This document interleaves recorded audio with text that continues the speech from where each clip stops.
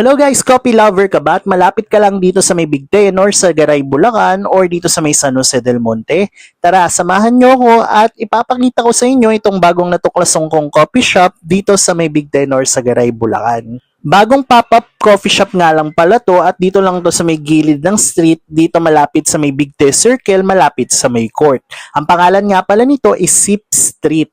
At guys, bukas nga lang pala to tuwing 6 p.m. up until 12 midnight.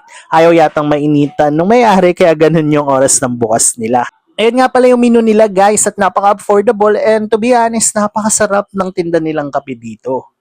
If I am going to rate their product, guys, masasabi kong napakasarap at kayang-kayang tumapat sa mga sikat na brand.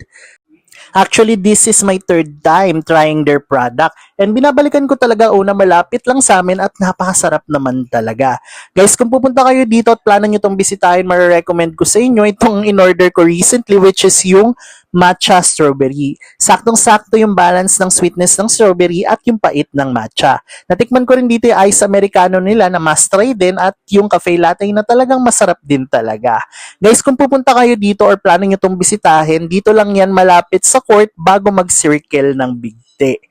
Kung galing kayo SM Fairview, SM Tungko o Star Mall, sakay lang kayo ng pa-Big Ten or sa Garay, Bulacan at pasabi na lang sa driver na ibaba kayo sa may court dito sa may Old Barrio. Ayan yung itsura ng pwesto tuwing umaga, sa tapat lang to ng tindahan. Kaya bisitahin nyo na mga guys!